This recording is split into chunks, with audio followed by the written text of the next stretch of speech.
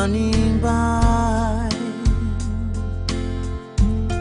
tiandidikay timisifitsaaran'izy ty sanandro tsy haiko tanterina fa tena tsy zake Jesosy milanao ane aho e ampitsatra azy manenjikay toandrendrikay niavony onja intiny nirivotra mahery totsy toatro sankanonary o ampangilo Jesosy o oajary oajaro teneno mafizio tiandidikay fa mahery lonaka tsivotoatro miadiriry aho miadiriry aho kumilizany sandrinao aho anoanay Jesosy malalo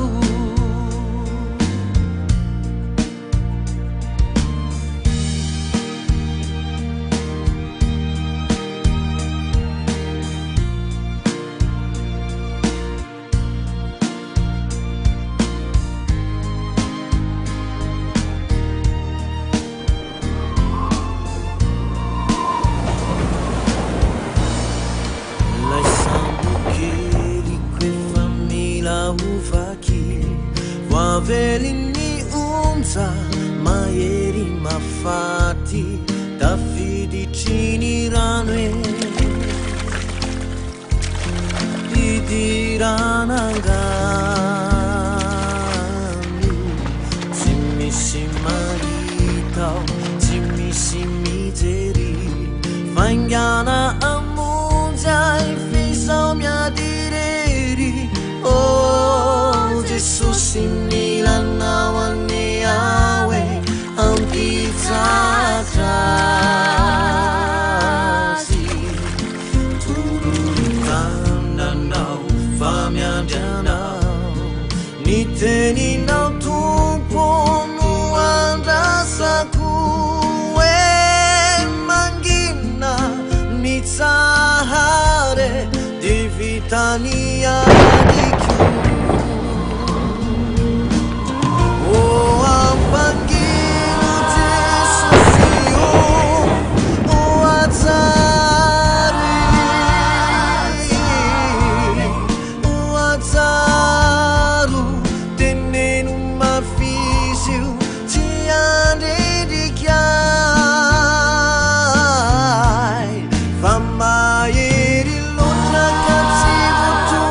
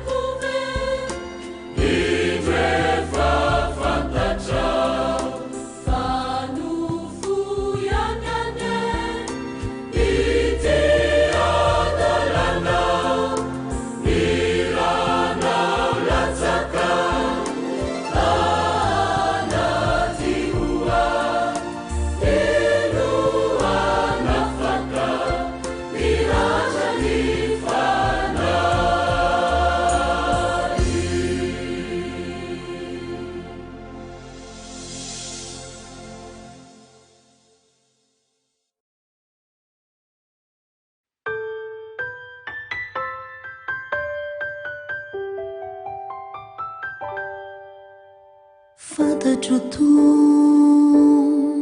fa malahelo ianao izay no mahatonga zao loza rehetra izao mitaraina ny tany mavesatry ny hotanay sesosio jereo ny nosinay Fantatra o tombo fa malahelo ianao izay no mahatonga zao loza rehetra izao mitaraina ny tany mavesatry ny hotanay sesosio jereo ny nosinay mifona ho an'ny fireneko ao fa mijaly zahay ety mifona ho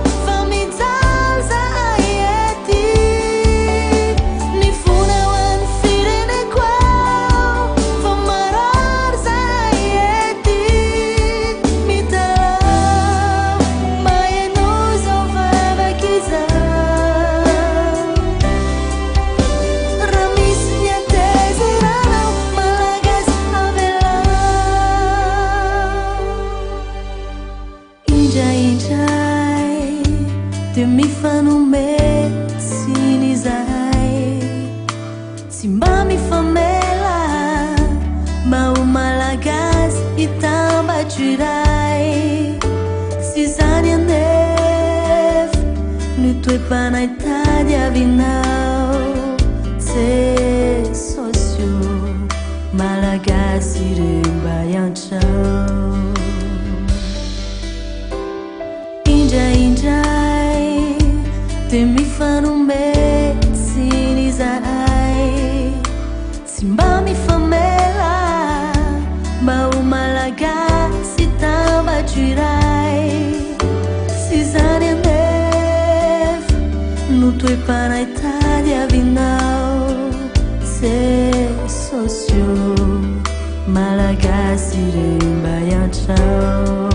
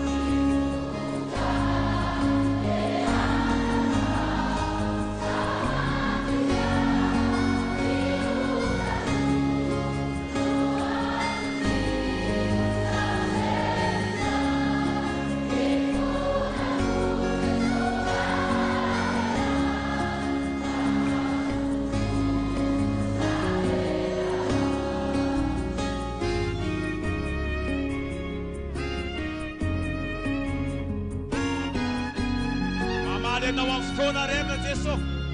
Mamonjy anao amin'ny fotoana rehetra Jesosy. Ampitsahaka ny tafio-drivotra mitsoka aminao Jesosy. Misaotra tompoko.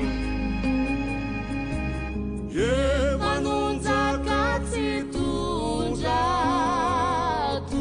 nisy ioga endriko kami lanapagani faratoko vanitafikisatana tsy misy fiafarana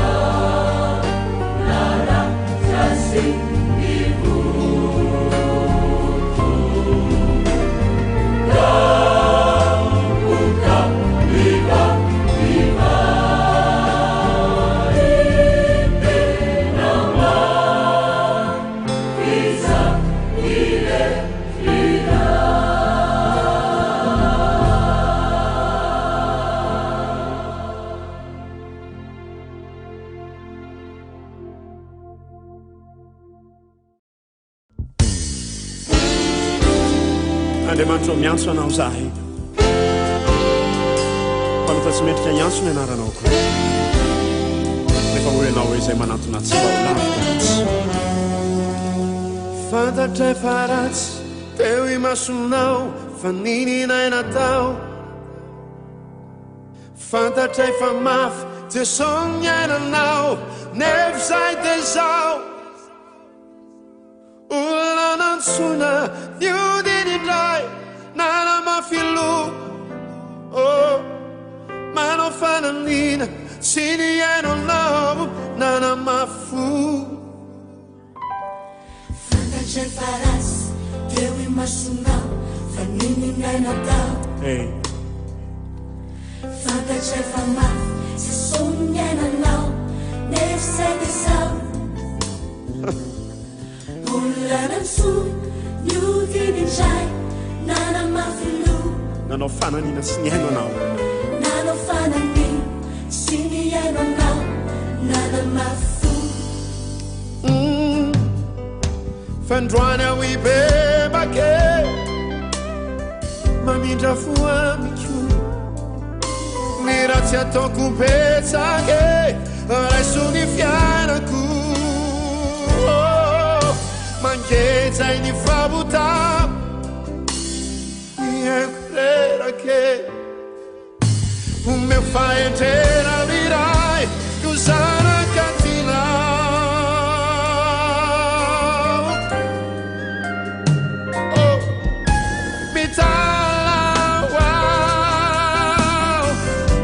Anao indray manaky ao fadiso tsy haiko ny ambitso mifona ray verina milao fomparovy ao tsomay mila ny tananao ny tanao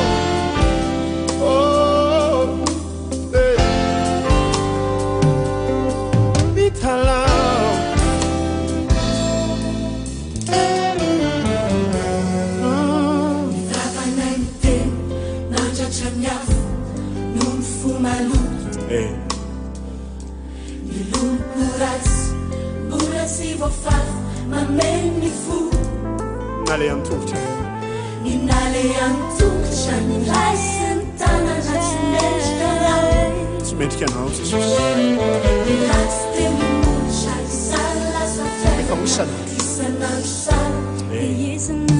Fandroany Jesus Fandroany ao ibebake Mamindra fo amiko Nilasa ataoko betsake Raiso ny fiainako Mangeza ny fahotao ny haiko rerake meu faentrena miray no zanakatinao Mitalao aminao zay Jesus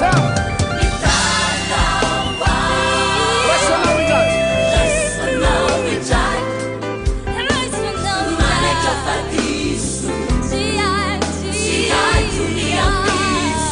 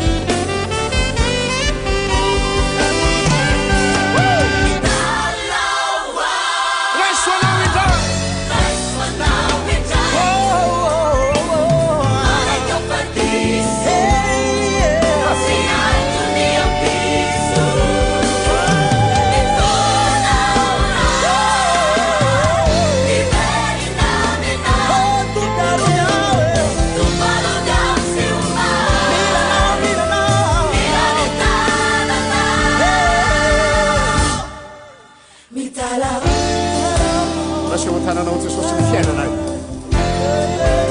Funam nausa. Italau, Fresh. Fresh na det smerska. Sana kau. Italau.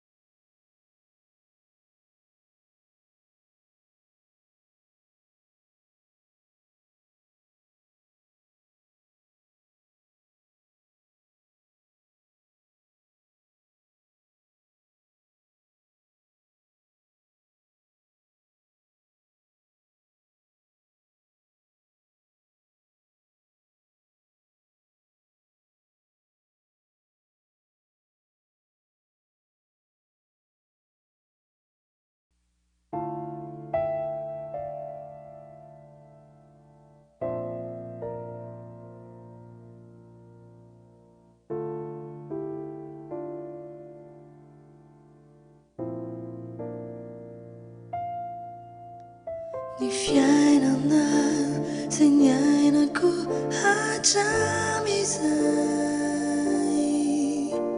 toresy lavao sy mangaiay, tsy matohitra fakapanay, kamenjera silavo milofika se babo,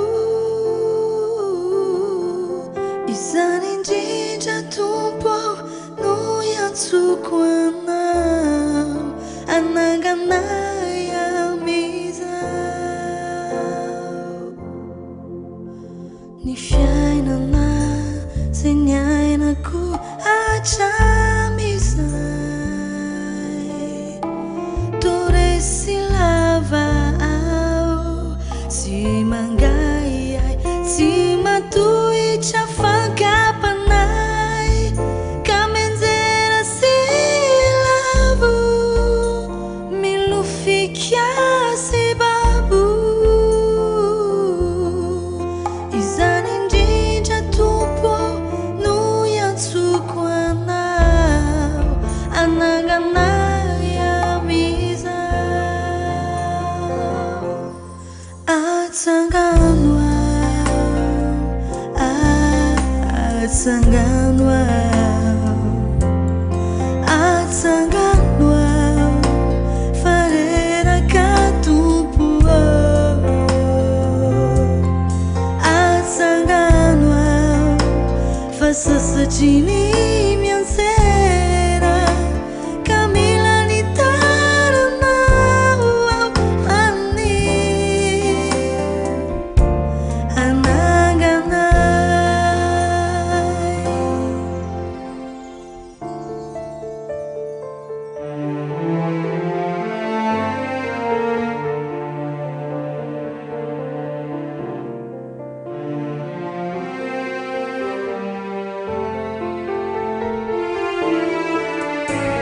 Izay rehetra vitako hatramizay, ireo natsangako hatrizay, tenoravako indray fa ianao sisa no antenaiky, anarinay ralavo mitanondrikao fa babo, izany indrindra tompo no iatsoko anao, ananganay amizao. Atsangano atsangano atsangano fareraka tompo, atsangano fa sasatriny miantsera, kamila ny taranao ani ananganay.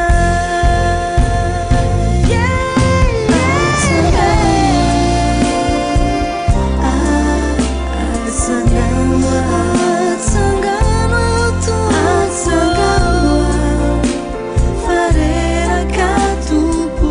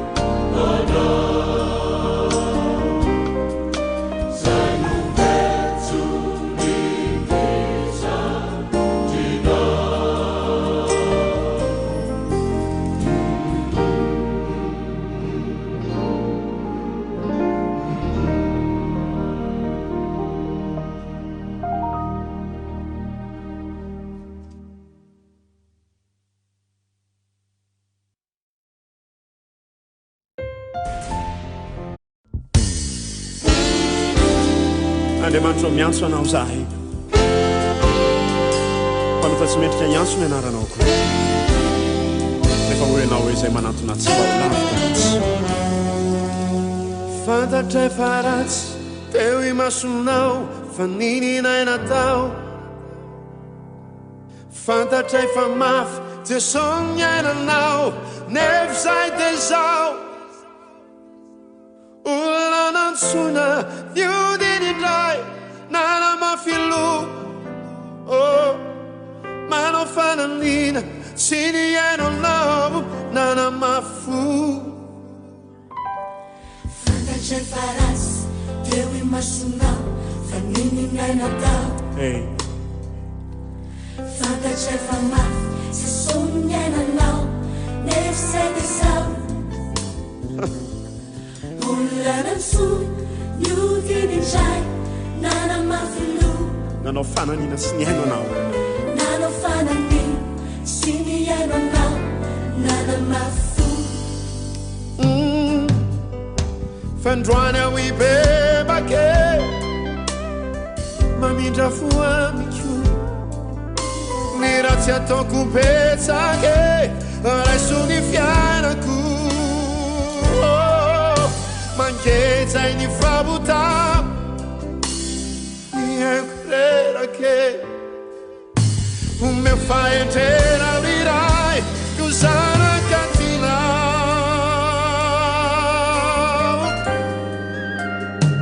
Oh mitala wow la suona vitai mana che ho fadisu si Julia Pizzo before now right rinami now tu paru via su mai.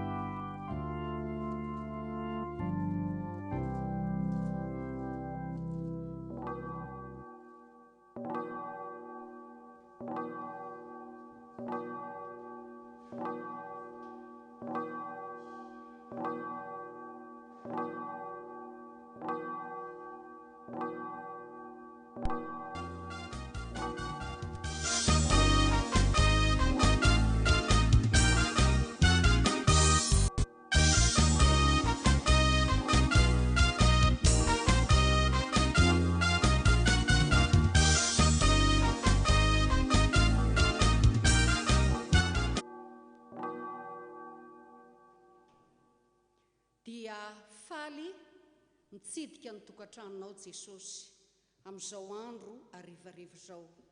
Tadio tsara ry havana fa fony Jesosy tetỳ amin'izao tontolo izao ny asan'i Jesosy dia mitsidika ny vohitra sy ny tanàna.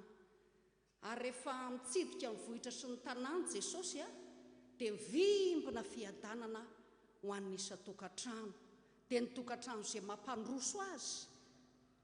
Ary na tsy ary fony Jesosy tamin'ny rafozan'i Petera vao nitsidika izy raha nisy narary tao dia nisitraniny, raha nisy nanana olana dia nivahany, na inona ady tao dia Jesosy nanravina izay rehetrarehetra amin'ny kitaontaona tao.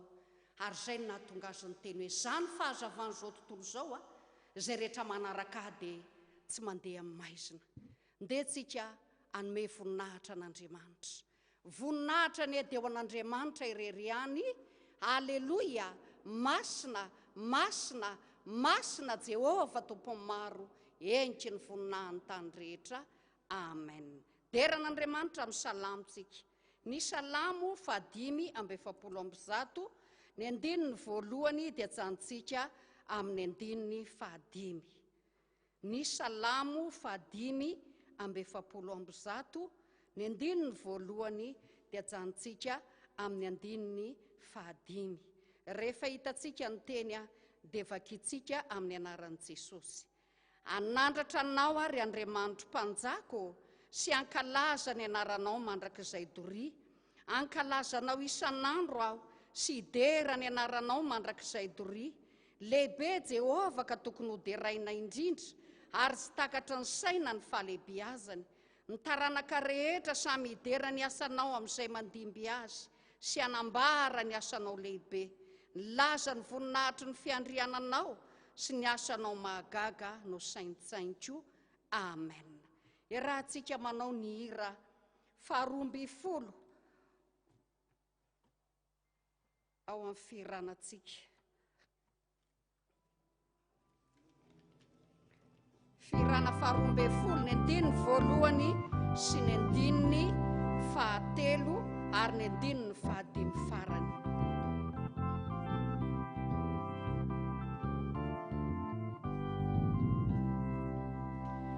Jehovah teraina ianao, ankalazaina ianaranao, izao rehetra izao manatsanao, faraina io mandraky izay, faraina io mandraky izay.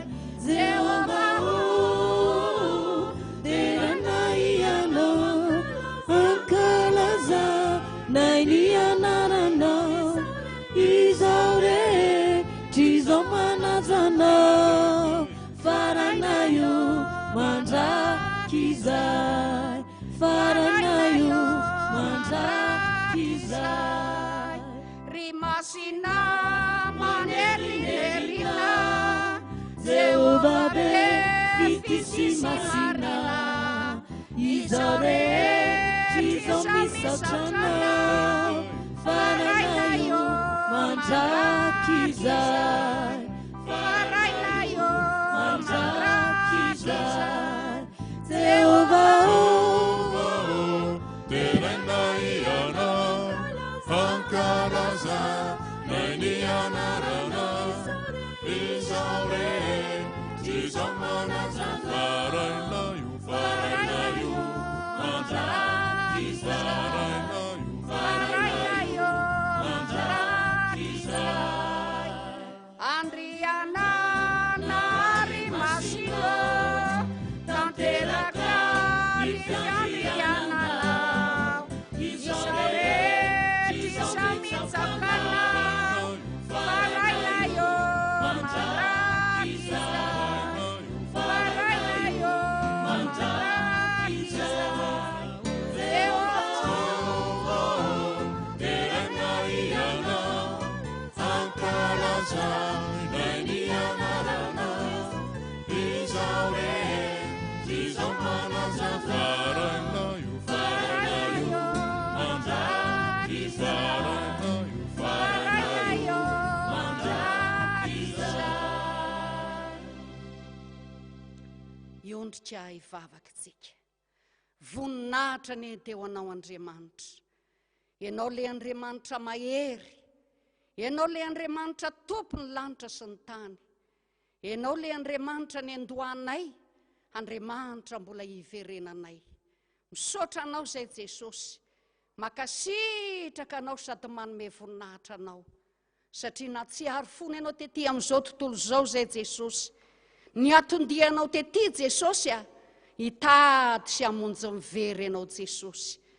Ary amin'izao ora sy fotoana zao Jesosy dia mitsidika ny isam-baravarana ianao ary dia mivimbina fiadanana. Raha misy marary an Jesosy dia mangataka anao ambana sitrana azy ianao. Raha misy manana olana Jesosy dia vahao. Ary raha misy Jesosy manana ny tsy ampy Jesosy fa zany dia hitanao daholo fony ianao tety amin'izao tontolo izao.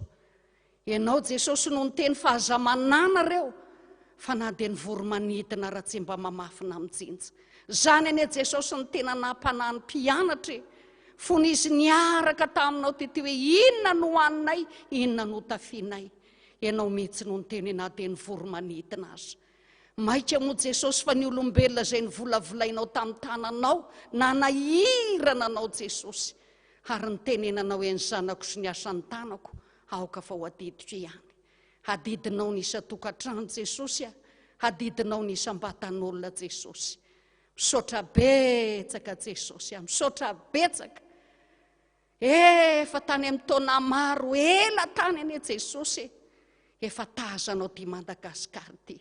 Nanranao misionera Jesosy a. Iondrana teto amin'ity tany ty, efa tazanao ty Jesosy. Misaotra betsaka Jesosy a. Ka ny angatahako amin'ny anaranao Jesosy de hatreo feno Jesosy a. Ny fotoana rehetrarehetra izay ionanay aminao, araka ny teninao hoe amin'ny toerana izay ampatsiarovako anareo ny anarako, eo ny tahiko anareo, eo ny jereko anareo. Ka ninona mety maharesy anaty anay Jesosy.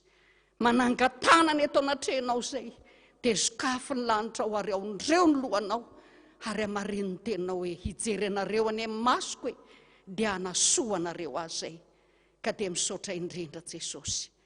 Mijoro mitsanga an'izay Jesosy a, manome voninahitra anao, araka ny tenina hoe zao olona no foron'ny tanako zao ane no anambara ny fiderana. Ka de mijoro manoloana anao ny asan'ny tananao, manome voninahitra anao, makasitraka anao, na de tsotsotra tsy sala amin'ny fomba ny any an-danitra aza Jesosy a, raisy fa vokatry ny fonay manao hoe masina, masina, masina Jehova Tompo maro, enky ny voninahiny tany rehetra. Amen. Petraka.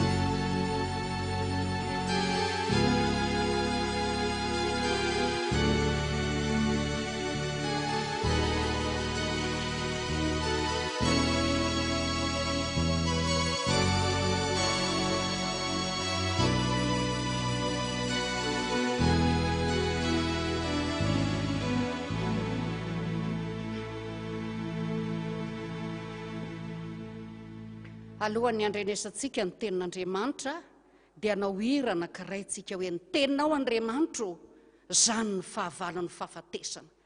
Tadidio fa ny tenin'Andriamanitra ny fahavalon'ny fahafatesana, fa na de Lazarosy tao am-pasana azy, vao nandreny feon'i Jesosy a, de nitsangana tamin'ny maty Lazarosy. Ninona zavatra maty ao anatin'ny tenanao ao, ninona zavatra rava ao ry havana, tadidio tsara fa ny tenin' Jesosy a de may manolo ny piesy ao anatin'ny tenanao ao. Tadidio tsara fa le jamba ry havana fony Jesosy tety amin'izao tontolo zao, rehefa niteny izy hoe ry Jesosy zanak' Davido, mamindrafo amiko. Jesosy vao nahita azy je tsy niteny hoe ndry ity ianao nahantra, ianao de jamba, ianao de ohatr' zao, fa inona no tenenin' Jesosy? Inona no tianao ataoko aminao? Inona no maty tao amin'ny inona no maty tao amin'ny le jamba, masony, ny piesy tao amin'ny masony. Ary rehefa niteny Jesosy hoe inona no tianao ataoko aminao, de izy hoe mba hampahiratanao ny masoko. Ny piesy tao amin'ny masony ny simba, ary de nitondrambiny Jesosy piesy vaovao tonga de d'origine, fa tsy mba piesy nadabotena, fa tonga de d'origine.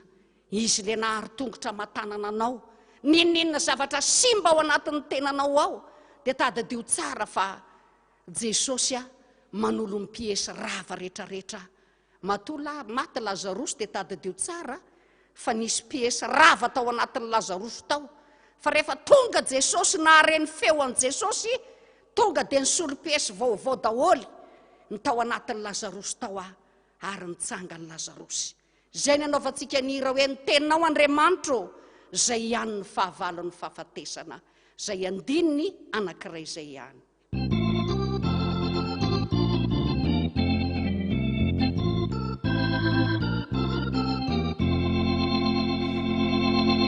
Ny teninao Andriamanitro de fahavalon'ny fahafatesana, ka na ny apasana aza no mandre, ny maty deo felona indra.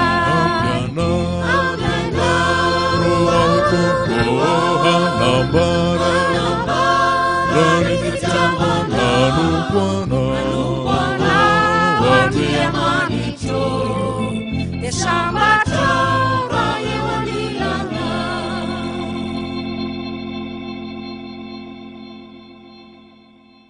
Vavakitsika, tonga ny fotoana Jesosy zay itenenanao. Tia ny mpanomponao isolo tenanao, isolo vavanao Jesosy. hitanao ny toerana nakanao aho, ary ianao no nyteny hoe ny adalan'izao tontolo izao anie ny fidiko hoe hampamenatra ny endry, ka ny angatahako amin'ny anaranao Jesosy dia hamasino izao mpanomponao izao. Alaro tambavako ny teninao, araka ny teninao ataoko takany diamondry na dia niandrinao azy, hahita ny famirapiratana anen'ny olona Jesosy.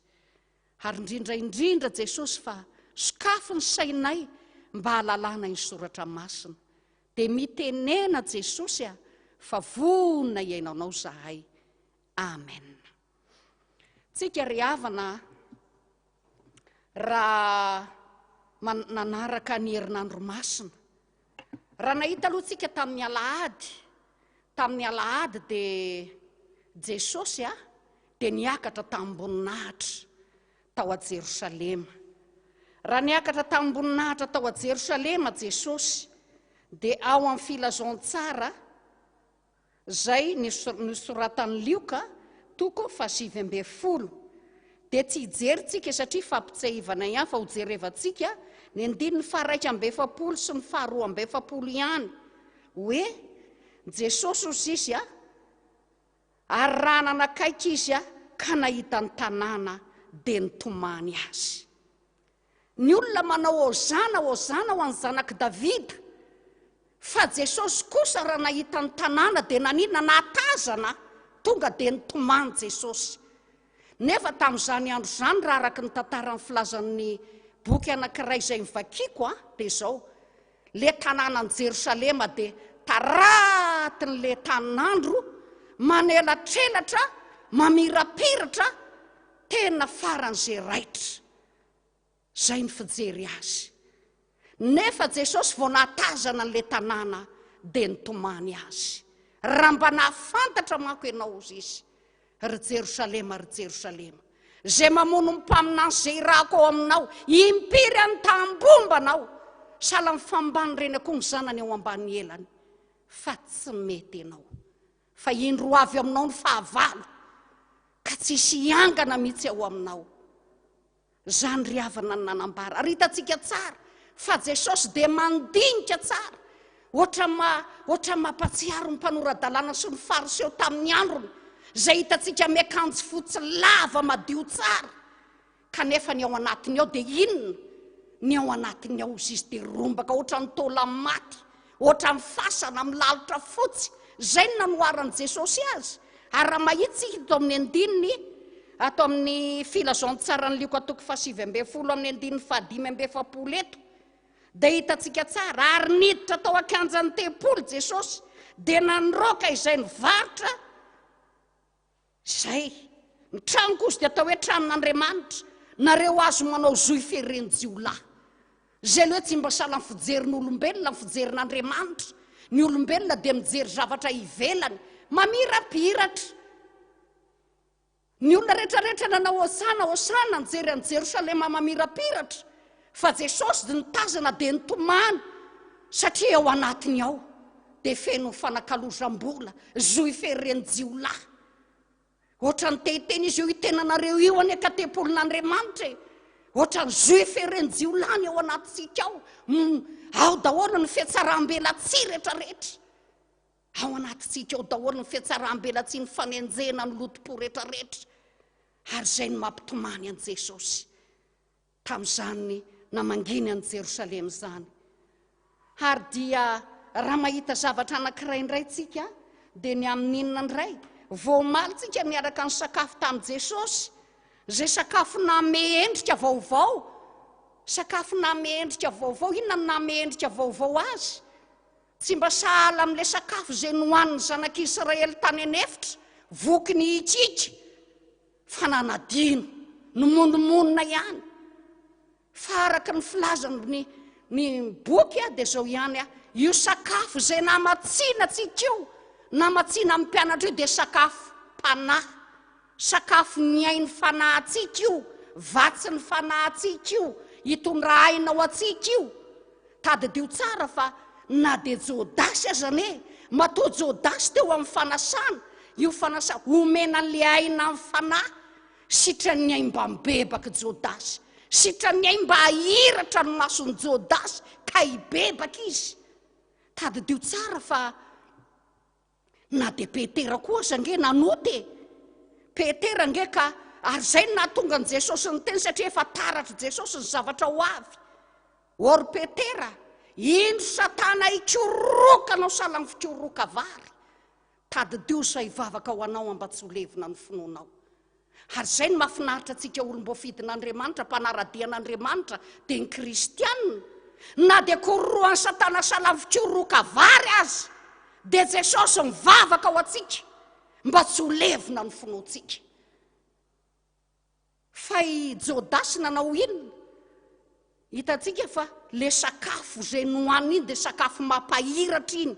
Ary raha mahitsika ny filazaontsara ny liko atoko 420 any ny am'le inona rehefa nitsangana tamin'ny maty Jesosy dia nanaraka le nandeha tany an'ny seho tany any iny moa tany Emosa, raha tsy diso ny feritreretako anazy any amin'ny filazaontsara ny hiratra io sakafo nameny Jesosy ara-panahy io sakafo mampahiratra ny maso io. Nahiratra ny masony dia tonga nahalala an Jesosy, ary Jesosy tonga naninona? Tonga tsy hitany. Sakafo ara-panahy. Ary zay ny teneny hoe zany mofinaina naninona ozy izy? Mofinaina ny latsaka avy any an-danitra.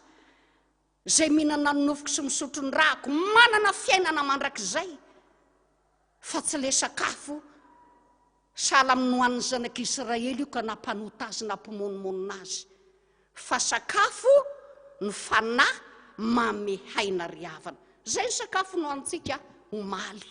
Fampatsahivana ihany zay fa raha ny andro androany ry havana dia hitantsika tsara fa tamin'ny maraina Jesosy dia noentina nandeha notsaraina Jesosy.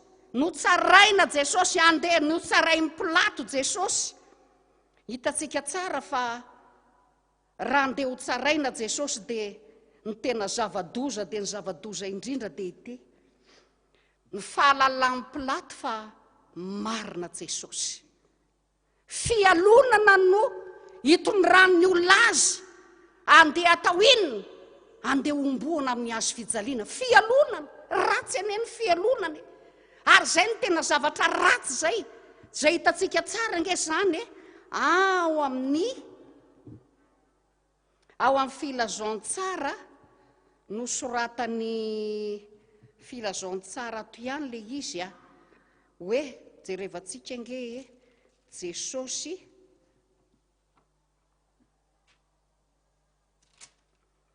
atao amin'ny filazaontsara ato dia Jesosy rehefa andeha omboana tany amin'ny hazo fijaliana izy dia nitsarainy Pilato izy.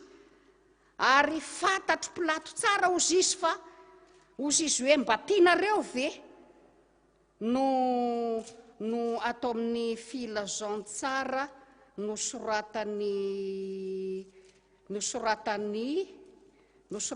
Lioka, no soratany Matio 7:20 izay.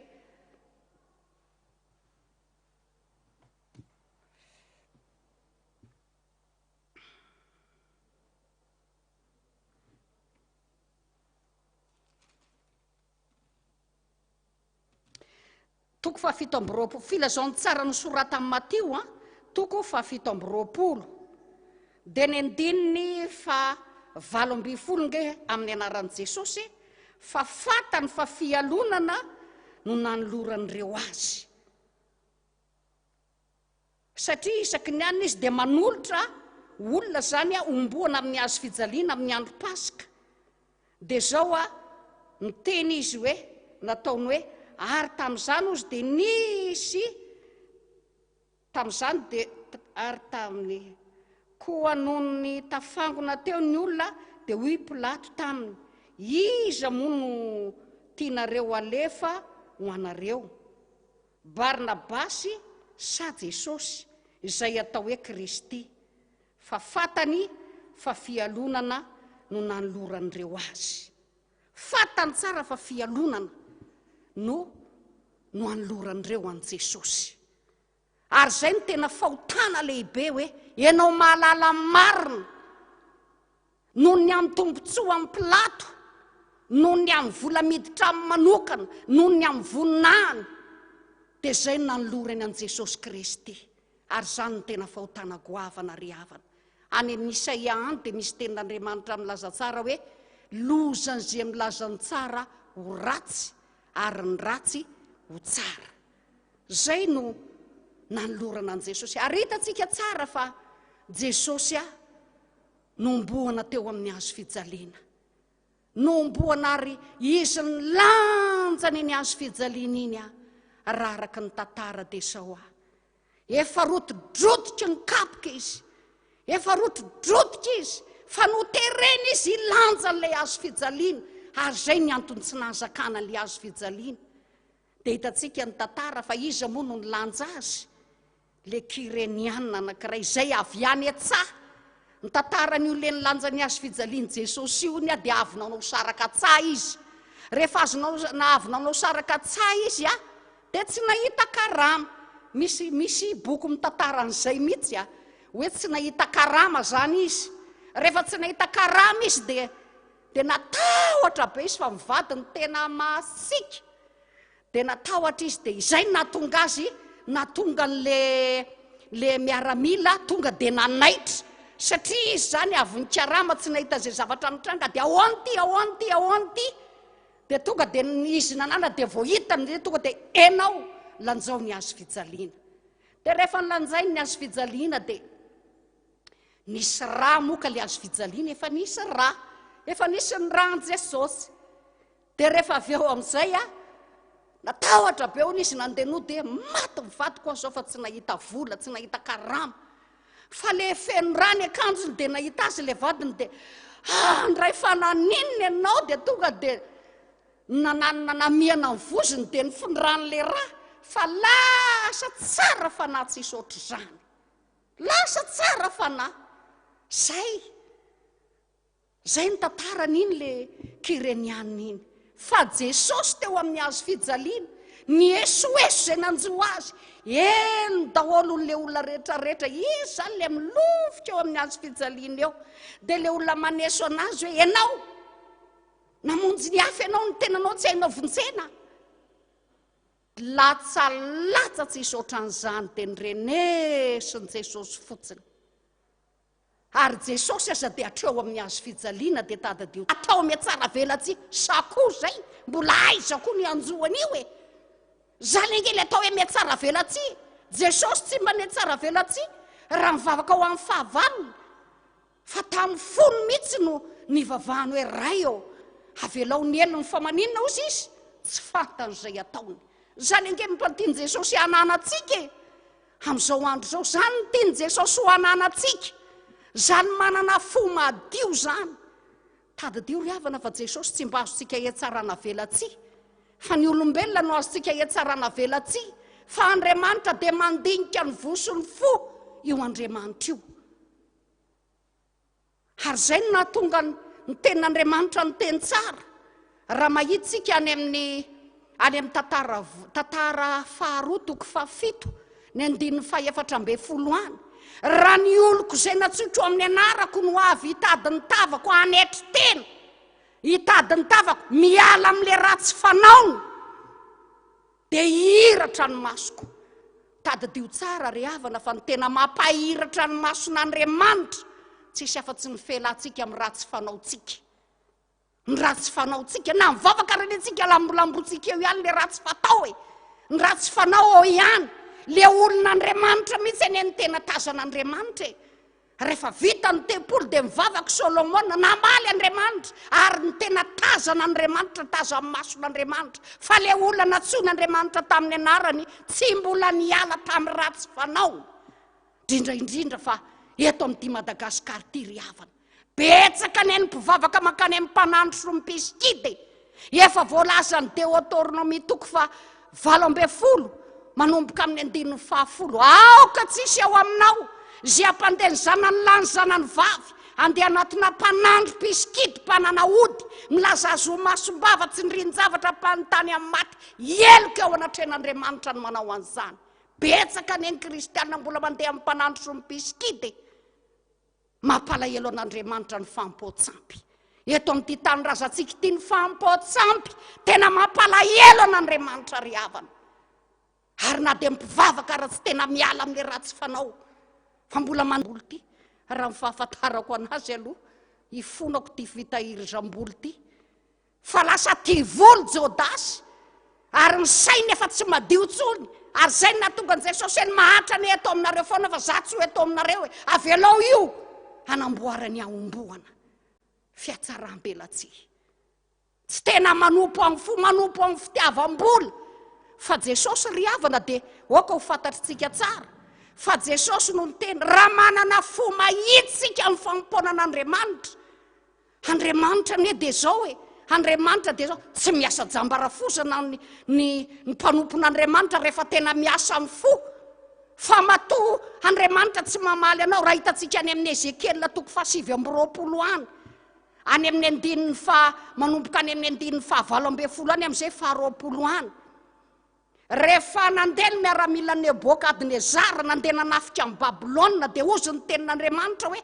efa tonga sola ny lohany niendaka ny sorony fa tsy nahazo karama izy tazan'Andriamanitra ny fo ny miaramila Nebokadnezara fa nanompo tamin'ny fo ary dia nataony ho an'Andriamanitra ny asa dia inona nataon'Andriamanitra omeko baby daholo Egipta ray manontolo zany no ataoko karamany ho valin'ny fanompona zay nanompony asa satria nataony ho any asa ho Jehovah tompony maro any amin'ny Ezekiel 29 any misy an'izany oka ho hitantsika tsara fa Andriamanitra mipeye anao fantatra Andriamanitra ianao raha miasa ho anazy ianao tanterahany le teny hoe tsy rambo ny falohany ho avako nameny daholo ny baby rehetrarehetra zay le any amin'ny mpitoroteny any hoe ny olona tsy akasitrahan'Andriamanitra dia maninona osy ampiasaina isomena zay akasitrahan'Andriamanitra zay ny miasa le izy miasa tsara zay le tenin'Andriamanitra zay miaritory alipandro ny alipandro romeko ny malalako rehefa nataony miaramila Nebokadnezara ho an'Andriamanitra ny asa fa tsy hoe ho an'ny Nebokadnezara hoe ndaotsika hiasa masy fa sitraniatsika misondrotra général na amiral fa nataony ho an'Andriamanitra ny asa tena ny asa izy dia tonga dia mipeye Andriamanitra no mipeye zay nataoko atsika izay ka amin'izao andro fahatsiarovana Jesosy tetỳ amin'izao tontolo izao nomboana teo amin'ny hazo fijaliana Jesosy isolo ny eloko ao sy ny eloko zay nanomboana azy teo dia kapoka tamin'iny mafy ane zany nikapohana an' Jesosy zany ny anahy aloha dia kipoko ny masoko rehefa le nikapoka le karavasy iny dia kipoko lo masoko na lasa mody mandehandeha rilo fa rehefa le na le ohatra mba metimety ihany nijereko fa tena ohatrany mafy loatra ny mamaky an'le teny raha dia tena ohatrany tena tonga dia latsaka hatramin'ny ranomasoko izany ve Jesosy nanjoanao mafy nanjoan' Jesosy mafy netiny tadidio tsara fa isolo tenanao ary zay nge natonga Jesosy ny teny ray eo nahoana ny dia mahafoy ahy ianao satria ny solo ny fahotany zanak'olombelona nge Jesosy le fahotany zanak'olombelona iny mihitsy ny ohatrany hoe io Jesosy ty le fahotany zanak'olombelona miariary be dia nafoin'Andriamanitra mihitsy ny zanany lahatokana ny solo ny eloko sy ny elokao nokapohana ny lanja fahoriana ary zay nisoloany Jesosy ny eloko sy ny elokao zay natonga azy nafoin'Andriamanitra ka nilazany hoe nahoana ny tena afoy ahy ianao Andriamanitra ny fahotana zany afoin'Andriamanitra tsika rehefa manota tadidio fa rehefa misy fahoriana ao amintsika ao dia afoin'Andriamanitra zay tsika zay le izy afoin'Andriamanitra ny fahotana no amonjan'Andriamanitra tsika ny fahotana mampisaraka tsika amin'Andriamanitra ka fotoana tokony hibeba tsika zao antony tsika tena amin'izao arety mandrindrana zao netsy zavatra vaovao zavatra voalaza raha aretikoa naterako aretina mandrindrana ny olon'Andriamanitra no naterany arety mandrindrana ary mampieritreritra anahy dia ity any amin'ny Jeremia toko 2:20 any dia ny andininy 4:20 ary dia ozy izy ny tenin'Andriamanitra hoe na dia ho peratra famboakasy amin'ny tanako akavanana azy ianao ry Jehoakima mpanjaka ny Joda dia zao atolotra eo an-tanan'izay mitady ny ainao ianao atolotra Andriamanitra ao an-tanan'izay mitady ny ainy na dia peratra famboakase ary tsisika mieritreritra hoe mpivavaka iraka dekolina zao ny toerana misy tsisy anamarinantsika teny eo fa rehefa tsy mitandrina ny didin'Andriamanitra sy ny fitsipiny atolony ao an-tanan'izay mitady ny aitsika zay le izy atolotra ao an-tanan'izay mitady ny ainao eo an-tanan'ny fahavalonao eo an-tanan'izay mitady ny ainao ianao no atolotra Andriamanitra rehefa tsy mitandrina ny didiny sy ny fitsipiny hain'Andriamanitra ny zavatra rehetra na ny tanànanao azy hain'Andriamanitra koa no miaro azy hain'Andriamanitra miaro ny tanànanao taka ny tao a Sodoma sy Gomora rehefa andeha hanafika nge ny fahavalo hanafika ny tanànan'ny Loty manjambena nandritry ny alina tsy nahita na dia ny varavarana idirany ary hain'Andriamanitra koa zany amintsika na tamiasa ny dalina tamin'ny mpangalatra arovan'Andriamanitra ataon'Andriamanitra jambena amin'ny raparapa fotsiny eo mandritry ny alina rehefa akasitrahan'Andriamanitra tsika fa rehefa tsy mitandrina ny didiny sy ny fitsipintsika tonga ny fahavalo manafika tonga ny arety mandringana ary zay nolazainy any amin'ny Exodosy any toko 5:10 dia ny andinin'ny 9:20 izay milaza hoe raha zoto iain'ny feon'i Jehovahandriamanitra ao ianao ka hitandrina ny didiny sy iain'ny feony dia zao tsisy ho ataoko aminao reny arety mandringana zay nanindrianako ny Egiptiany reny tsika eto Madagasikara raha tena mibebaka tsika raha tena mitaraina amin'Andriamanitra ka tena miala amin'ny ratsy fanao mihiratra ny mason'Andriamanitra fa miteny aminao tsy ataon'Andriamanitra amintsika ny arety mandringana tian'Andriamanitra tsika efa nanyrahany misionera nanyrahany mpitory filazantsara efa tazany ty Madagasikara ty ka oka ho fantatritsika tsara fa Jesosy ry havana ny rahan'i Jesosy teo amin'ny hazo fijaliana roainy devolon'ny coronavirus Covid-19 roay amin'ny anaran'i Jesosy Kristy le vonona amin'ny rasiny afo zay ny tena tsy zakany raha mijeritsika misy dessin animé kely rehefa le mandeha maraina be iny tonga amin'izay le miaramila ny Satana zany hoe le devoly zany mpamelatra blokazy amin'ny fiainana fa tabidio tsara azadiny mandroaka ny devoly ny blokazy amin'ny asanao amin'ny fiainanao amin'ny zalana alehanao fa ny devoly dia mamelatra blokazy mamelatra fandrika foana didina amin'ny anaran'i Jesosy Kristy ny blokazy devoly ny sakatsakana rehetra dorana amin'ny rahan'i Jesosy Kristy ka rehefa tena namelatra blokazy le menarana be le devoly be tonga amin'izay Jesosy sy ny miaramilany fa nitifiriny tamin'ny afony ray mandeha le menarana be tonga dia levina ny afony Jehovahandriamanitra zay ny tenin'Andriamanitra ny amin'ny Salamo any hoe efa nandefa ny rivotra io anjary ho lelafo zany hoe irivotra mitsoka amin'ny Madagasikara io imagine eo hoe lasa mivadika lelafo amin'ny anaran'i Jesosy Kristy levina ny coronavirus amin'ny anaran'i Jesosy Kristy may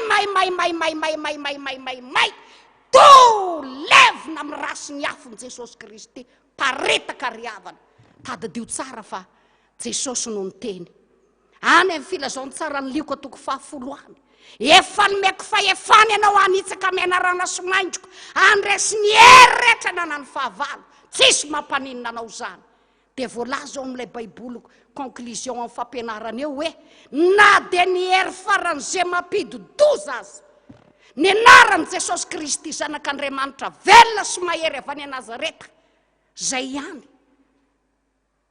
Jesosy tsy aveza fa avy any Nazareta Jesosy Kristy zanak'Andriamanitra velona sy mahery avy any Nazareta no andodina sy andevonana ny coronavirus tsy manan-kery tsy manam-pahefana na ny devolony fahatrana ninona asany devoly gidrao amin'ny anaran'i Jesosy Kristy zay le izy ary tsika koa zao fotoana ninona moa zao re olona za zao ohatra mitoriteny amin'ny W zay ny fijeritra azy ohatra ny vida tsisy olona fa izao Jesosy eo amin'ny rehefa mihiboka ao an-tranontsika ao amin'ny Salamo 103 Salamo 3:100 ao dia ozy izy hoe ahoana ozy izy ndega jerevantsika zay zavatra zay Salamo 3:100 zay Salamo 3:100 Salamo 3:100 Salamo fahatelo amby zato ndeo vakitsika ny andiny voalohany amin'ny anaran'i Jesosy. Misaorany Jehova ry fanahiko ary zay rehetra atao anatiko dia misaorany anarany masina. Misaorany Jehova ry fanahiko ary aza misy adonoinao ny fitahiany rehetra zay mamela ny eloko rehetra. Zay ny tenenako atsika hoe tsika tsy maintsy mibebaka fa ny olona voavela eloka tsisy mihitsy fitahiana meloha amin'ny famelan-keloka na fanasitranana meloha amin'ny famelan-keloka. Fa izy ny teny hoe voavela ny eloka ao ndebe tao ny fandrinao. Voavela eloka tadidio fa ny fibebana. Ny olona voavela eloka ny sambatra e, tsy hoe mipanakarena mipanambola ny sambatra. Tany an-tafitany tamin'ny vavaona reny daholo ny vola be ny teny ampivoana arabe ny sataiza hoe tsisy ilaina ny tontsony. Ny olona voavela eloka ny sambatra sitrana amin'ny aretina coronavirus. Rehefa voavela ny eloka ao sitrana ianao, zay nahatonga amin'ny mpanao salamo teny hoe sambatra ny olona zay voavela ny elony sy voasarona ny fahotana. Sambatra ny olona zay tsy isainy Jehova eloka, tsy misy fitaka mihitsy ny fanahanao rehefa voavela eloka ny olona rehefa mibebaka. Zay voavela eloka mibebaka. Ny olona mibebaka koa dia tsy mamerina ny zavatra atao tsony. Izay manasitrana ny aretinao rehetra hitanao rehefa voavela ny eloka ao, sitrana ny aretinao. Zay manavitra ny ainao tsy hidina ny andavaka rehefa tsy mibebaka midina ny andavaka ny aina. Izay manarina famindra-po sy fiantrananao, zay mahavoky soa ny vavanao rehefa mibebaka ianao. Na misy aza zao na dia atao hoe amin'ny tany karakaina azy, ain'Andriamanitra ny manome sakafo anao. Na dia mihiboka ao anatin'ny trano azy ianao, aza monimonina, aza mierikerika, zay le mihiboko zay, zay mahavoky soa ny vavanao. Ny fatanoranao mody ny ray tonony amin'ny voromahery. Eo ry havantsika, le fatanorana mody taky ny amin'ny voromahery. Rehefa mihiboka ao an-trano zao tsika amin'ny voromahery ony a, misy tantarany amin'ny voromahery. Zany hoe io voromahery io zany mandeha mihiboka any anaty vato any anaty lavabato any, dia ongotany daholo ny volony rehetra, dia madiodio be, dia miandry ao izy a, dia misolo vaovao ndray le anina volony rehetra mitsopaka amin'izay izy. Zay le hoe fatanoranao taky ny amin'ny voromahery. Rehefa mihiboka ao anatin'ny tokantrano ao ianao, aza variana monimonina hoe inona ndray zao loka manaova goûter manendasany ty manaova ny ry. Fa izao mibebaka ny ipetrahantsika ao an-trano ao, mibebaka tsika mandiny tenitsika. Kirainao le kizitinjitiny iny a, roainy de volo kizitina. Raha ianao be fanahina, roainy de volony fanahina. Tonga dia ny tenin'Andriamanitra foana hoe aza manano hoaninao na zay ho tafianao. Voromanidina za tsy mamafina mijinja tsy diso sakafo sahazazy. Maika mofa za Jesosy, zany eka ny volavolainao e. Fatatenanao anie a Jesosy, no zay ahoana, inona ny atao Jesosy? Jesosy mahay zavatra rehetra, zay nahatonga an Jesosy. Raha ianao no manahy eo, reraka eo ianao, zany nge mahatonga ny olona zao be dia be ny tsy mahita tory. Amin'ny atoandro manao polisy, amin'ny alina manao moin, anka tsy matory tsony. Dia maneniny midekala amin'ny fimonomononana. Zay no mahatonga antsika rehefa mihiboka dia aniny dinio ny soratra masina. Misy antony ny zavatra rehetra hipetrahanao ao, andininao tena, hibebanao. Mba manahoana moa ty tenako ty? Fa za ny olona nijerena fa ny tenanao jerena. Manahoana moa ty za ty Jesosy? Za ve kizitina, za ve be felonana, za ve olona petsara velatsy, za ve Jesosy ohatran'izao. Dinio ny tenanao. Zay ny hiboantsika ao anatin'ny trano ao mba hakatsika aina. Ary za mino fa rehefa vita ny fiotrentsika afaka 15 jours a, hitsopakendratra taka amin'ny voromahery daholo tsika, avitrobitrika daholo manerana n'izao Madagasikara zao. Mpitory filazon tsara, hitory filazon tsara, andeha miasa ny rehetrarehetra ho ambinina amin'izay rehetrarehetra ataony. Zany rehetrarehetra zany ry havana. Fa raha mitoditsika dia zao, fotoana fahatsiarovana natongavan'i Jesosy, nanomboana azy teo amin'ny hazo fijaliana, afatesany ary aleviny izy zao. Zay ho aleviny izy ary zay no anginatsika. Zay ndao hitondratsika tena, hibebatsika, eo anatrehan'i Jesosy satria izy nitondra ny helokontsika rehetra diakapoka tamin'ny nanasitranana antsika dia ataovy saratsaina mihitsy Jesosy sitrana zao inona natao anatin'ny tenako ato soloy daholo ny piesy maty ato Jesosy fa efa nentinao teo amin'ny azo fijaliana daholo ny fangiry firiana amin'ity tenako ity ndehantsika hibebaka ka hitondra tena eo anatren'Andriamanitra ny rao ataotsika ira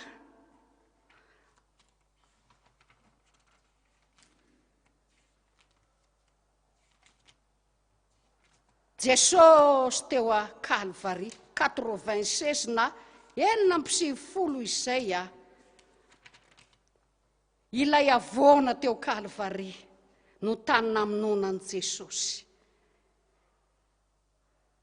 tsy every Calvary jereo ny tomponao tazano irivoka andranirano masonao fa io no Calvary ny andiny voalohany sy ny faharoa dia rehefa amin'ny andininy fahaefatra tsika dia mandohalika na ny andininy fahatelo tsika dia mandohalika ny andininy voalohany sy ny faharoa ataotsika ary avy eo ndray ny andininy fahatelo dia mba hivavaka tsika andohalika anetry tena mibeba mihitsy ny ianao ny mahalala ny fahotanao tsy Jesosy tsy azonao hoe tsarana velatsia fa mahalala ny zavatra miafina ao anatin'ny fotsika ao izy ary izay ny bebatsika ka hitondratsika tena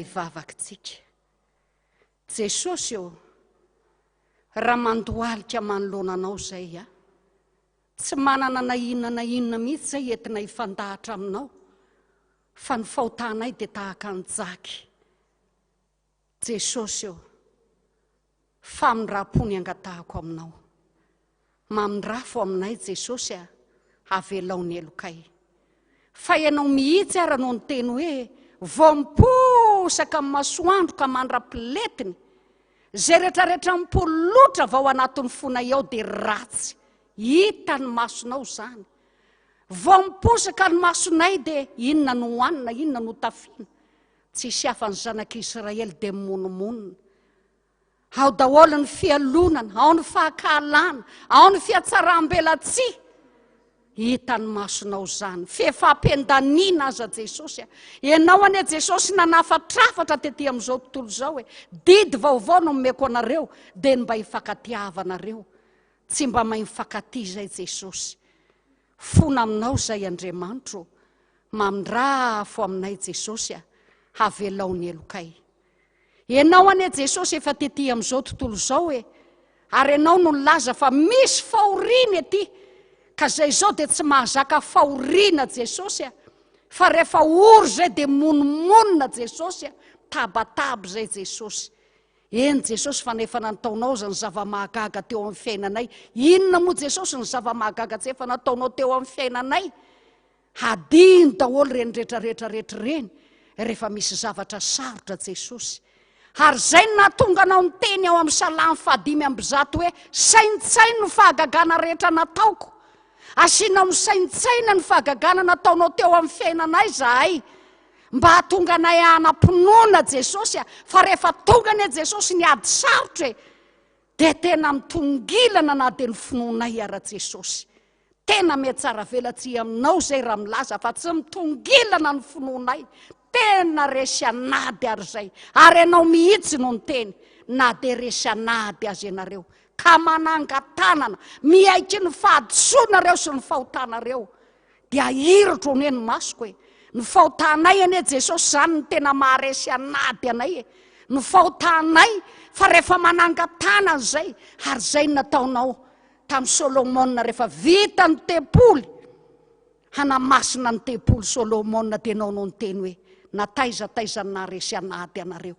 Ka manangatanana ianareo, mihaiky ny fahotanareo sy ny fahadisoanareo. Eny fa na dia ny any amin'ny tany mahababo anareo any azy. Ka matsiaro amin'ity tempolo ity ianareo. Zay anie Jesosy matsiaro ny tempolinao ary dia misaintsaina mivavaka zay dia ohatrany hoe io ny azo fijaliana, io ny tranon'Andriamanitra. Matsiaro zay, resy anady zay. Ka manangatanana Jesosy mba hirato ny masonao Andriamanitro. Mba jereo zay Jesosy araka ny teninao hoe hojeren'ny masoko ianareo dia hanasoa anareo tsy mametaka ny teninao Andriamanitra. Fa ny fahotanay zany no efitra mampisaraka anay aminao. Ary zany no nikapohanareo. Zany anie Jesosy no nanoloranao ny tenanao hoe fantatrao mihitsy Jesosy ny fahalemenay. Na tsiaro na dia tamin'ny andron'ny Petera azy nanaradianao anie Jesosy fa lasa nandeha nanarato ny verin'ny lalana. Ny arato ny efa natsipy tany Anjordira aza nitsondroina ny ray. Nandeha nanarato Jesosy ary rehefa ny verin'ny lalana rehefa niteny anao ataoko mpanarato-olona ne ianao ry Petera fa tsy manarato trondro. Lasa ny verin'ny lalana ny ray satria tsy nisy sakafo Jesosy. Tsy mba nandahatsa azy ianao Jesosy fa niteny ianao hianaka manakanina ty va ianareo. Laza mihitsy Petera hoe nandritry ny alina anie Jesosy ny nanarato. Tsy nahita na inona na inona. Zany anie Jesosy ny fiainanay kristiany. Lasa miverin'ny lalana zay dia tsy mahefa na inona na inona. Dia ianao Jesosy mihitsy no miteny hoe anaka manakanina ty va ianareo. Tsy mba mandatsa ny ianao Jesosy. Tsy mba mandatsa anay ianao Jesosy fa mamindra fo dia mamindra fo aminay ianao Jesosy. Misaotra betsaka Jesosy, misaotra betsaka Jesosy. Na dia nikororoan'ny Satana taka amin'ny fikiroroka vary aza Jesosy ry Petera. Ny aninany mihitsy ry Petera fa nilaza fa tsy nahafantatra anao Jesosy eo. Ianao no niteny fa mivavaka ho anareo mba tsy ho levina ny finoanareo. Manoloana ny aretina Jesosy. Manoloana n'izao zavatra aretina tsy azo tranony zao Jesosy. Ary zany anie Jesosy no mahatonga ny olona manam-boly mety hatramin'ny volany fa zay tsy manana afa-tsenao Jesosy. Ianao le nitondra ny aretinay rehetra. Ianao nena dia kapoka taminao ny nanasitranana anay. Zany anie Jesosy ny tena hiteranay. Ary zany mahatonga ny firenena-panan-karena mandefa avion spesialy eto Madagasikara. Apody ny olona any aminy Jesosy. Rarakapanyireo Madagasikara reo, rarakopanyireo satria mahantra reo. Zay tsy mahantra Jesosy fa manana anao. Manana anao zay ary matoky anao zay Jesosy. Ary zay zao dia nomenao fahefana Jesosy. Ianao no nyteny efa nomeko fahefana ianareo hanitsaka mianarana sy maindroka. Ary ianao no nyteny hoe indro amanendry anareo amin'izao andran'io zao. Anapahefana amin'ny firenena sy ny fanjakana. Androdana anjera andrava. Anangana na dia ny zavatra efa rava aza. Efa nomeko fahefana ianareo hanitsaka mianarana sy maindroka. Ary andresy ny hery rehetra nanany fahavalo. Ka amin'ny anaran'i Jesosy Kristy zanak'Andriamanitra velona sy mahery avy any Nazareta, no andodila sy androdanana ny asan'ny devolo ny asa maizina, devolo menarana ny dragona, torana sy levonina amin'ny ran'i Jesosy Kristy, levona amin'ny afomasin'i Jehovah Andriamanitra, alefa ny afomasin'i Jehovah Andriamanitra, andory sy andevona ny Covid-19, may, torana sy levonina amin'ny ran'i Jesosy Kristy, torana sy levonina amin'ny afomasin'i Jehovah, may, miala amin'ny taninay, miala amin'ny tenanay, dia tena amin'ny anaran'i Jesosy Kristy, any amin'ny hôpitaly any, zay rehetra marary any, didina soroana ny aretina ny coronavirus, didina amin'ny menarana, torana amin'ny dragona, levona amin'ny ran'i Jesosy Kristy zanak'Andriamanitra velona, tsy manakary, tsy manapahefana, ny asan'ny devolo ny asa maizina, dia didina soroana amin'ny anaran'i Jesosy Kristy avy any Nazareta, may Satana, torana, may, mivoa, levona, tsy manakary, tsy manapahefana, amin'ny anaran'i Jesosy Kristy zanak'Andriamanitra velona, alefa ny afomasin'i Jehovah, andory sy andevona ny aretina Covid-19, coronavirus, may. Alefa ny afon'i Jehovah sy ny ran'i Jesosy Kristy, andevona ny asa matin'ny Satana, andevona amin'ny menarana, may. To levona amin'ny rasy ny afon'i Jesosy Kristy, ny aretina sy ny rofo rehetra, ny asan'ny devolo, ny asa maizina, ny devolo ny fahatrana, didina amin'ny anaran'i Jesosy Kristy, tsy anakary, tsy anapahefana ny taninay, ny aretina ny fahatrana, ninona tetika asan'ny Satana, dorana levona, tsy manakery, tsy manapahefana eto, fa an Jesosy zay ary an Jehovah ko ny tany sy zay rehetra eo aminy. Misaotra Jesosy makasitraka anao sady manome voninahitra anao. Zay rehetra nodidina sy nyroana tonga dia levony any amin'ny fariny rehetra afo any, aza vela hiarina tsony Jesosy. Fa le ranao teo amin'ny azo fijaliana, handrakotra anay, hanadio anay. Ary zay natonga ny Davida mpanao salamo, ny hiran'ny mpanao salamo manao hoe, sambatra ny olona, zay voavela ny elony, sy voasarona ny fahotany. Sambatra ny olona zay tsy isain'i Jehovah eloka, ary tsy misy fitaka ny fanahany. Amen. Mino an'Andriamanitra ray tsy tompanao ny lanitra sy ny tany aho, ary mino an Jesosy Kristy zanany lahy tokana tompontsika, zay nitorotoronina tamin'ny fanahy masina, nateraky Maria Virjina, nijalana napaka Pôsy Pilato, nomboana tamin'ny azo fijaliana, maty ka nalevina, nidina tany amin'ny fiaina tsy hita, nitsangana tamin'ny maty tamin'ny andro fahatelo, niakatra ho any an-danitra, mipetraka eo ankavanan'Andriamanitra ray tsy to, avy any avy tsara mivelona sy maty. Mino ny fanahy masina aho, fiangonana masina manerana n'izao tontolo zao, fiombonana ny olona masina, ny famelan-keloka, fitsanganany tena maty, ary ny fiainana mandrakizay. Amen. Ny olona voavela eloka riavana, dia faly manome voninahitra an'Andriamanitra.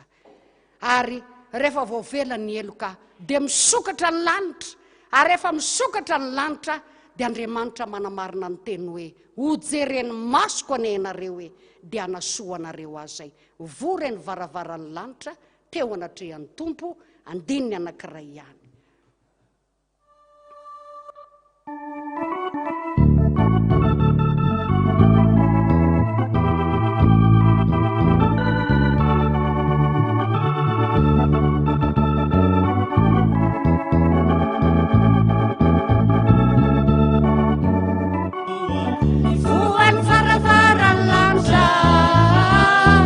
Eo anatrehan'ny tompo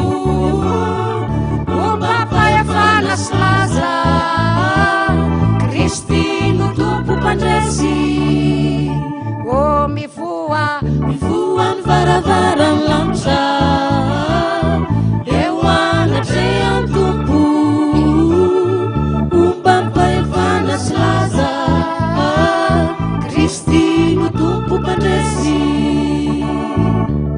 Tanteraka tokoa an'izany amin'ny anaran'ny Ray sy ny Zanaka ary ny Fanahy Masina. Amen.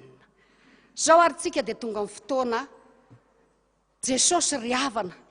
Zao ihany natao antsika Jesosy dia tena miasa Jesosy. Tsy miovy io asan'Andriamanitra io tsy miovy io. Mandrak'izao io tsy miovy, mandrak'ity ny androany. Za ry havana hijoro vavolombelona, za moa dia missionnaire. Zany hoe reny hiraka mandehandeha mitety faritany reny no asako. Dia ndray mandeha ako nandeha tamin'ny toerana anankiray tany amin'ny faritry Vakinankaratra iny nisy an'izay. Tonga ny Evandra dia eritrereto tsara hoe ny Evandra no tonga dia eritreretintsika any ambanivohitra mahalala tahalaka. Zany tahalaka zany dia 40 centimètres. Zay zany ny elanelan'ilay tambary. Nen'ilay mpivavaka eto amin'ilay ilany eto vokatra tsy nisy ny tohinina, fa le eto amin'ny ilany eto na ny milolojinjaina aza tsy nisy. Zay nge le tenin'Andriamanitra hoe avako manompo an'Andriamanitra sy ny tsy manompo an'Andriamanitra. Zavatra misy zany fa sy hoe heverinareo fa tsy misy zany. Zay le tenin'Andriamanitra hoe aza mitandrina fadifady. Inona moa ny enjaintilisa tandremo fampanahody avandra dia tandremo zao mpivavaka tsy mba mitandritandrina. Fa zao Andriamanitra niarony anazy. Ny azy eto midorehitra tsara, neny tsy fantatro hoe tolozalo tsy mitsara azy na ny milolony raisina aza tsy misy. Dia nanao tafika masina anankiray indray ahako, toerana anankiray izay, lasa mandeha any moa dia ny atapy-tanety eny manao fanasan'ny tompo satria misy mpivavaka ohatrany hoe 5 any amin'ilay toerana fa any amin'ny 17 kilometra. Dia ozy mba tsy mpivavaka ka maninona moa tsika raha mba andao indray tsika mba hanafika an'ireny.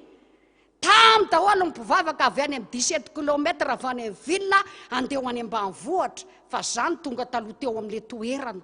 Asabotsy dia efa tonga teo. Dia nanao tafika masina. Dia nisy narary teo. Rehefa nisy narary tao amin'ilay trano tsidihako dia ozy hoe inona moa ianao? Zaho ozy pastera tany Asoseranana any amin'ny faritany Miandrivazo. Dia maninona ianao matinga nandositra posta ho ahy ianao ka natahotra dalo ka.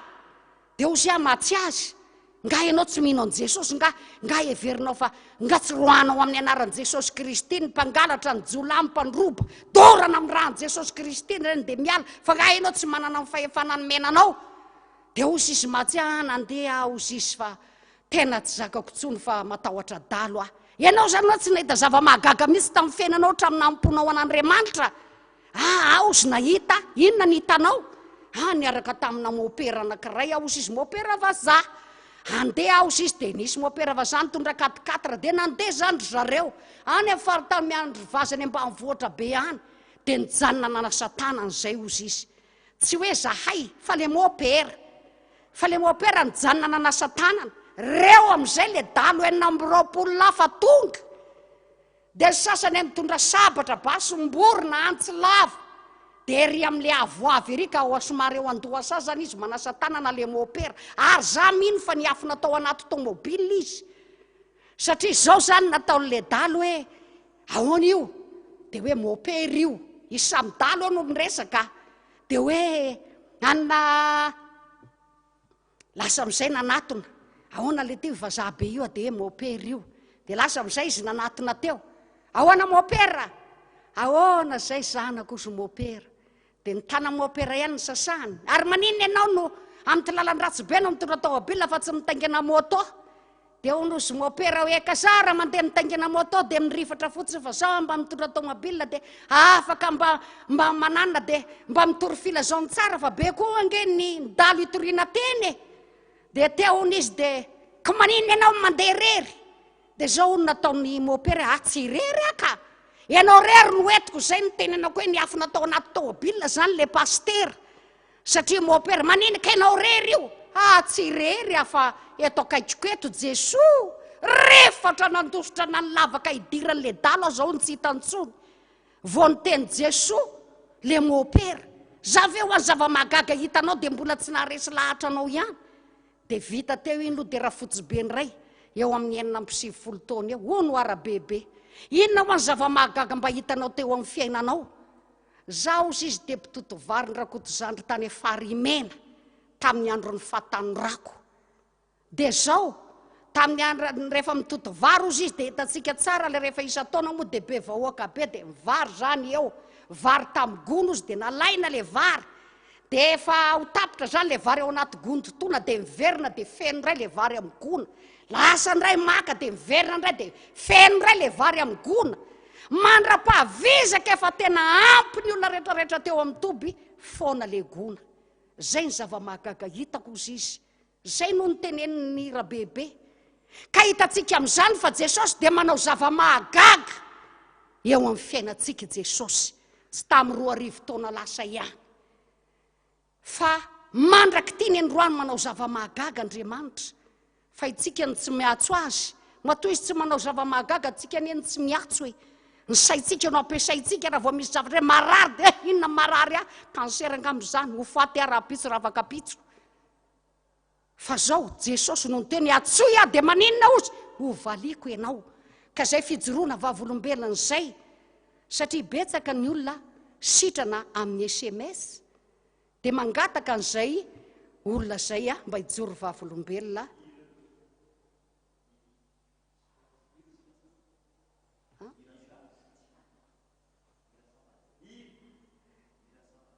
ka hira misampana ato hira alohan'ny hijoroana vavolombelona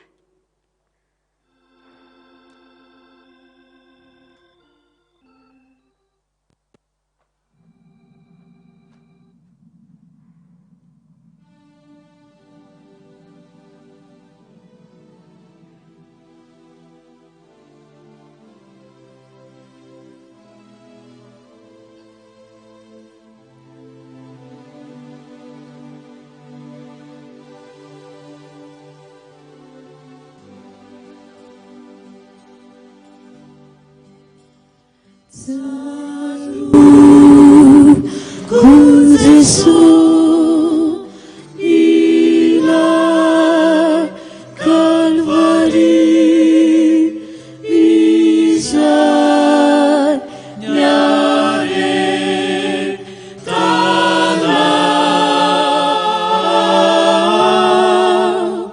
Ema Fituku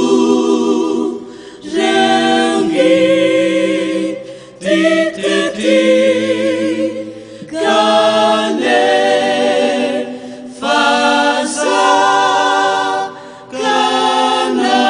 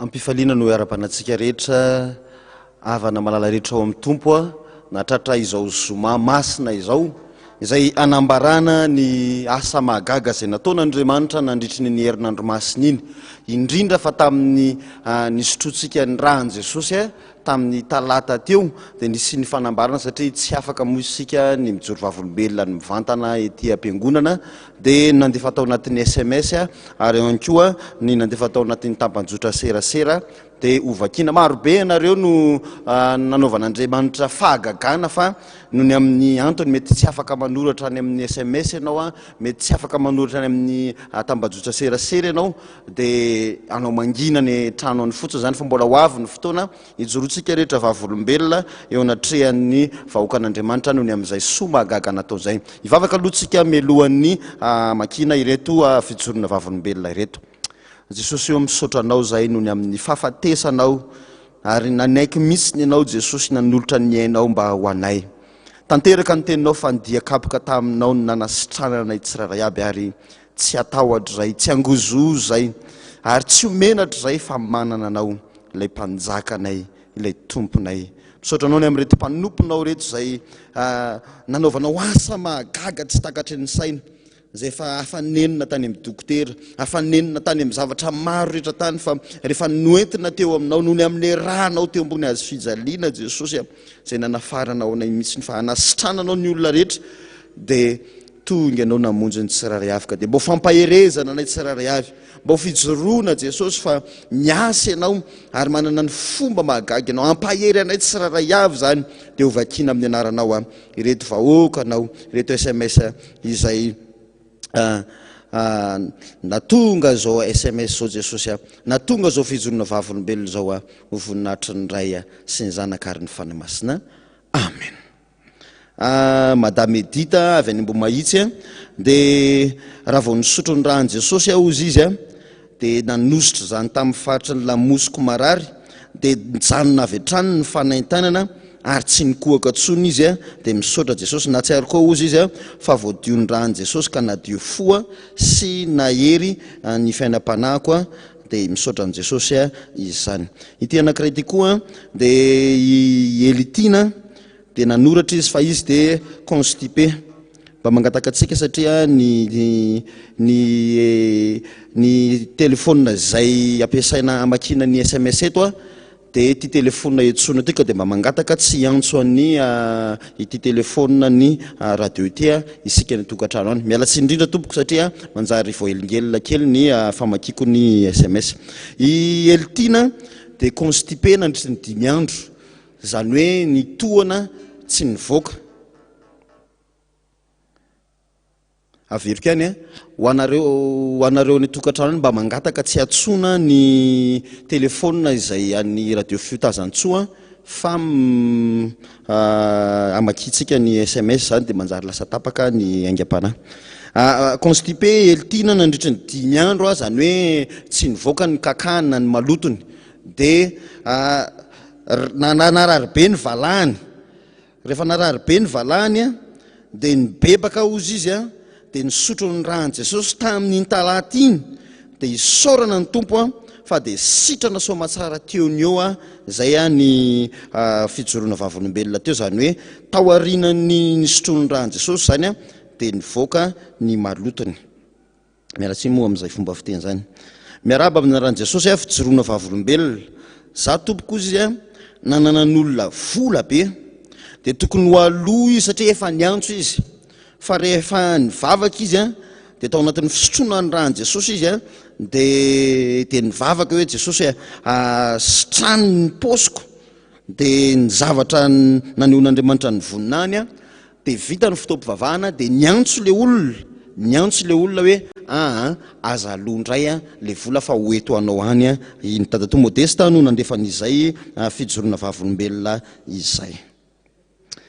Finaritra i fafara veromanana no manoratra ao amintsika dia raiky mandrakizay Jesosy fa narary mafy izy dia nanaraka fotoam-bavaka tao amin'ny radio sy nisotro ny rahan'i Jesosy dia nenkohaka dia avy hatrany ao izy dia sitrana teony eo ary fanampon'izany ozy izy dia nisy olona tonga nanome vola vola zay mitetina 10 millions de francs izany voninahitra ho an'Andriamanitra izany.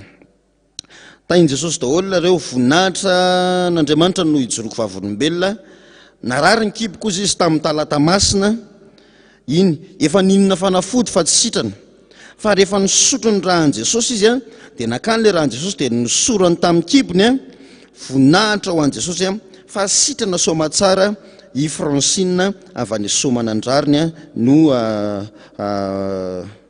manoratra ho atsika. Soa no anarako amin'ny anaran'i Jesosy no ijoroko vavolombelona aminareo fa za tompoko dia feno vai ary nisy atody tarina teo amin'ny fotopeko. Rehefa nampiasa ny raha Jesosy za tamin'ny talata masina dia nosorako avokoa ny faritra nisy vai rehetra zany. Ny talata arivo ihany vita ny fanompom-pivavahana teo ny eo dia maina ny ireo vai ary nanjavona niala ilay atody tarina ny voninahitra dia ho an'Andriamanitra irery any. Itehaka mafy ho an'i Jesosy sika any tokantrano any izany. Mbola misy ty finaritra le avy any akady kely no manoratra ho atsika. Nandeha nitondra ny zobavina niteraka izay tamin'ny latsinainy teo dia sary-piterahana be izy, ny sary ringotra ny tadipotrany ilay zaza dia lasa ozy izy nandoalika ny vavaka dia nanamasina ny rahan'i Jesosy. Nanamasina raha no tonga ny rahan'i Jesosy ny alatsinainy ity zany fa nampiasa ny rahan'i Jesosy izy nampisotrony le zobaviny ary rehefa nisotro an'le rahan'i Jesosy ny zobaviny to dia niporisaka le zaza dia teraka soma tsara izany. Ndao itehaka mafy ho an'i Jesosy ihany tsika rehetra no amin'izany fahasoavana izany. Mbola mitoy ny fijoroana vavolombelona hafa indray ty za tompoko efa fantatry Jesosy melozy izy fa izao zava-misy zao ary tena ho sahiran-tsaina mihitsy amin'ny hofatrano fa melohan'ny zavatra rehetra ozy izy dia nisy nandoa ny hofatrano ary tsy mandoa hofatrano tsony amin'izao ankehitriny zao. Nivavaka izy zany tao anatin'izany. Ity indray fijoroana vavolombelona nalefa fotsiny izy zany mety efa tamin'ny novembre ty fa tsy manino vakitsika ihany satria Andriamanitra miasa amin'ny olona rehetra. Finaritra raha vavy Eliza no manoratra amintsika amin'ny anaran'i Jesosy no ijoroko vavolombelona. Otokanana katekomena ny zanako tamin'ny novembre teo dia tsy nisy vola tao an-trano nandohalika tamin'i Jesosy sady niasa tao am-piangonana isaka ny alarobia fifoazana. Dia nisy namako nananjanaka vavitokana efa nanambady dia ny akanjo mariazy ny an'io zanan'io izay tsara dia tsara no nomen'ny zanako ary ny magaga ozy izy tonga dia atonina na ny abe na ny alava dia avotra zany ny akanjony zanany dia mbola nivavaka tamin'i Jesosy foana ho amin'ny fanokanana mitondra taksi moa ny vadiko dia nisy olona avy any ivelany tonga teto hoe hividy fiara tsara dia nitady olona mahatonky hitondra azy izy hitady fiara miaraka aminy sady mitondra vola be zany olona avy any andafy io dia matahotra no isy voarobaka dia nifanaraka izy sy le vazany hoe akaramandray andro no ifanarahana kanjo faly be ilay vazana azo an'le fiara tsara sady mora tonga dia nomeny 2 millions avy hatrany ny vadiny voninahitra ho an'Andriamanitra irery any izany. Farany maranantsika ny fijoroana vavolombelona ikolona tato amin'ny tambajotra serasera izy no nandefa ikolon'ny avy no mandefa ny fijoroana vavolombelona. Salama tompoko narary be ny masoko maly fa rehefa nandray omaly indray zany ty narary be ny masoko maly fa rehefa nandray fanasan'ny tompo tamin'ny alakamisy masina teo dia nosorako tamin'ilay rahan'i Jesosy ilay maso dia sitrana teo ny eo voninahitrany ho an'Andriamanitra irery any. Tehaka mafy ho an'i Jesosy sika andaotsika hiara-hitsangana dia anao antiry ty hoe ireo vavaka natao, ireo taraina sy tarao, ireo antso andro aman'alina aza matahotra favoarainy tsara, ireo toky izay nampanantenainy zay ireo fa tsy maintsy efany raha izy no milaza hoe hamonjy aoka toky. Ira fa 570 ao amin'ny firana fiderana iarahantsika amin'ny redon'izany eo am-pitsanganana anomezantsika voninahitra an'Andriamanitra fa Andriamanitra lehibe, Andriamanitra miasa izao Andriamanitra ivavahantsika izao. Ndahoary.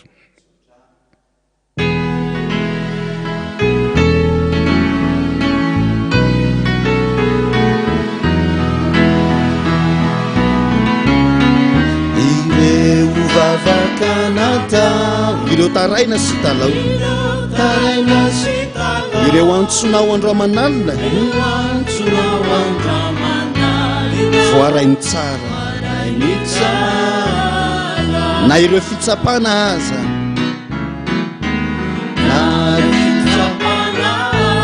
ireo sedra maro tsy voalazy fantatry ny tompo avokoa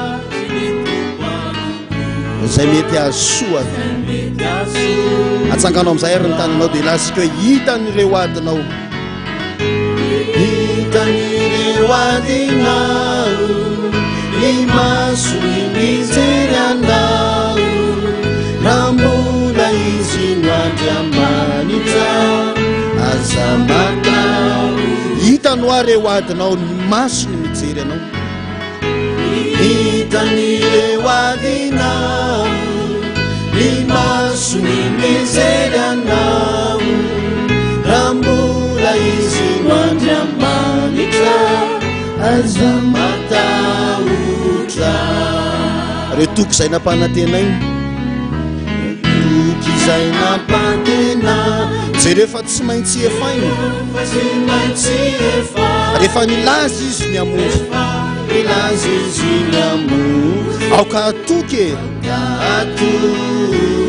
tsarovy fa ilay pahary tsy manadino tsy manary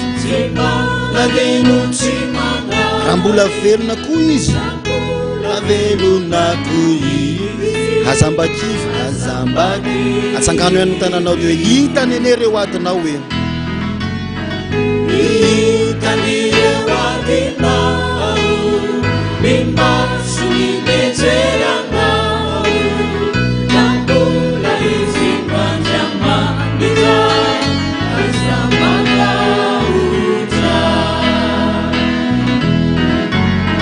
hitan'ireo adinao ny maso ny mijery anao na mbola izy no andriamanitra aza matahotra.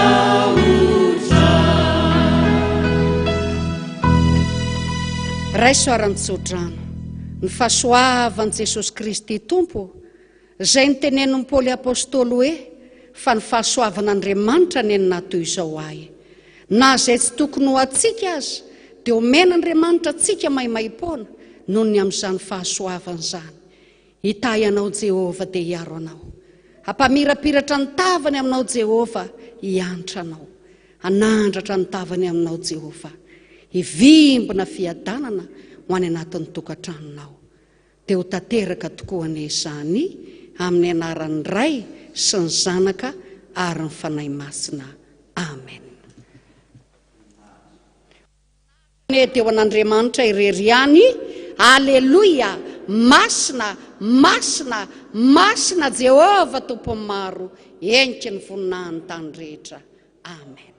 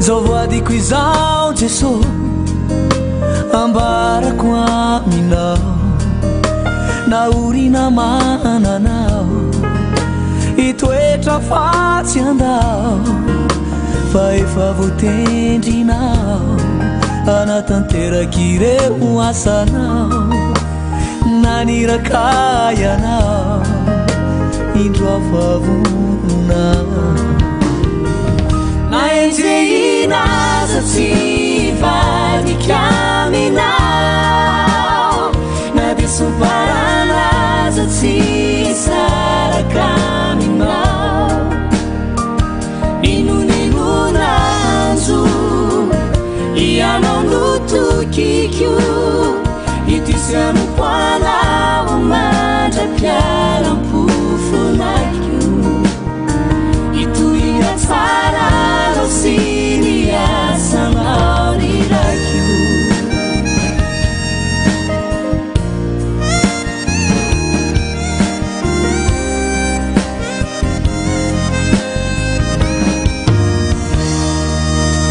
na debe makala zao tsy aoko fanehoany na atositosikao tsy mba ilofikao irosoatrany ny di ny hoe iemitra de sanatry namozako ny aiko aza tsy veridalana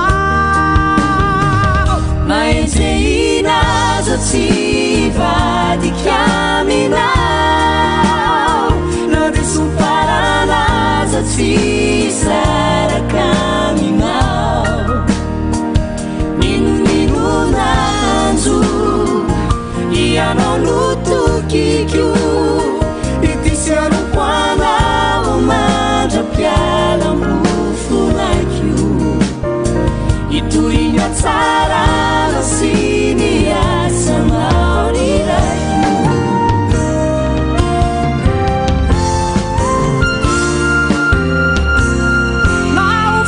naofisedrana mafy naofitsapana mamay dia volona hoiafy tsy vadikamantraky zay naenjehinaza tsy vadikaminao na de soparanaza tsy sarakaminao ninonenonanzo ianao notokikio itisyanokoanao mandrapialampofonakio itorina tsarano siniasanao rirakio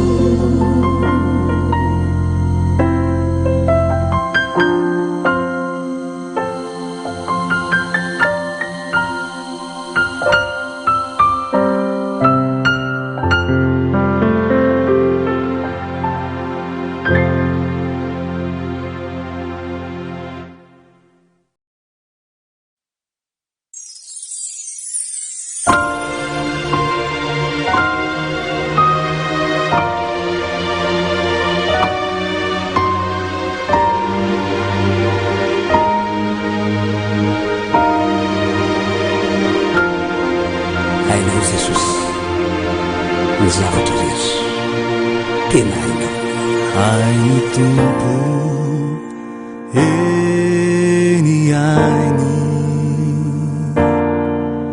ny mandamina ny fiainako androany hainy tompo eny ainy ny manafaka amin'izaho manjo ahy eny ainy tena ny manao mihoatra izay no fisikio eny ainy tena ny manao ayaraky zay tiny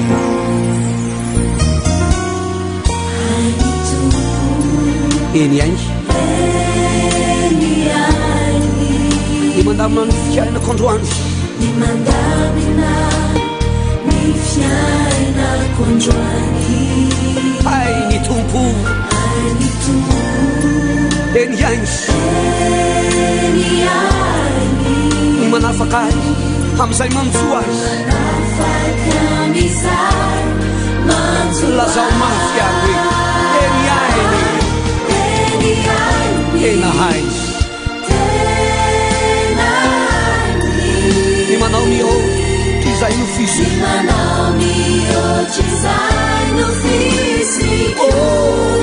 eny ainy tena hainy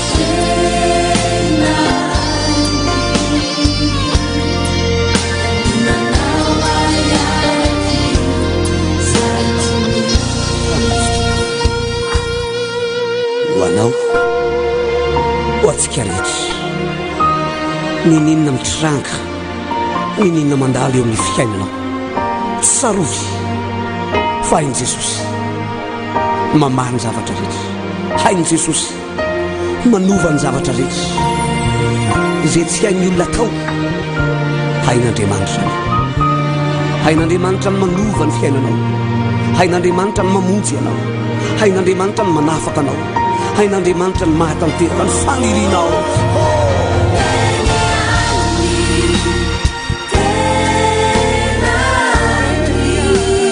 manao mihoatra izay nofisy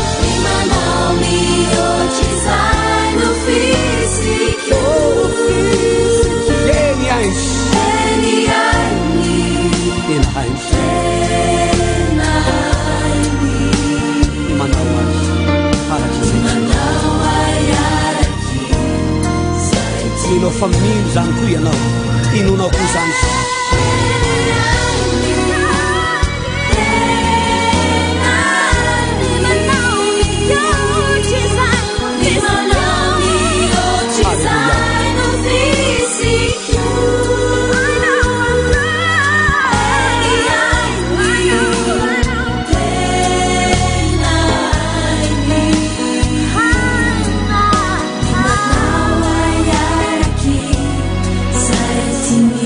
Hallelujah.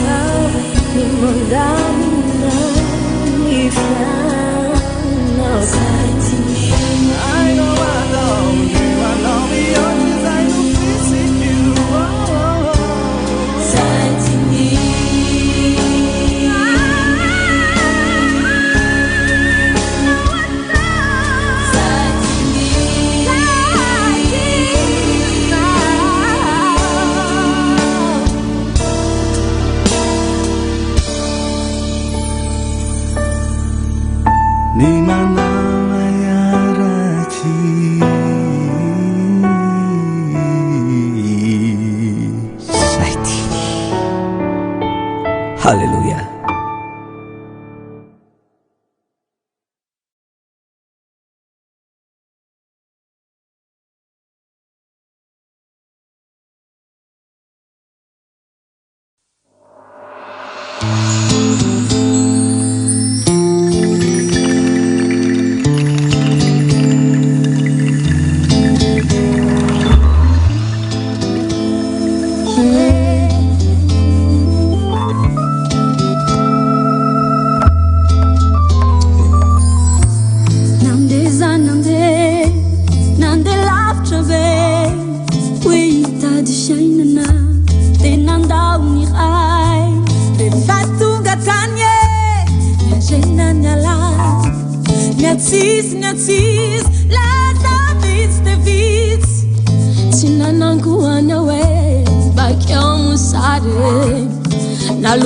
Vatakwe za utimisi uentea tungasaina Deuda miraik Rambatanya uzao Nararirari ni ekwe Ambevuji zawo Zazongi like Zaya tungaba kwa nini Tokuna yalaza nyekwe Ujamjai kusawo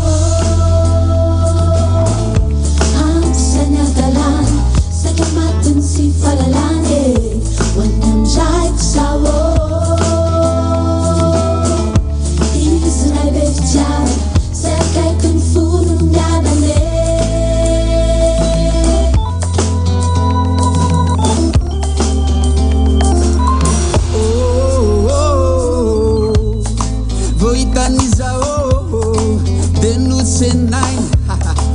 nampandrosony atrano zao de nokarakaray nodioviny zao meny akanjo tsara le zanakadaly lasa vokarakara vave nasiny peratra miaiko e fareraka tena novany fety tena vavety lasa sana tatine na de nati tsy mba nariny hoe na tera mini ayala koa hoe atramindraiko aty velona trapamoseny sa ivilivily saiko ody amiraiko zao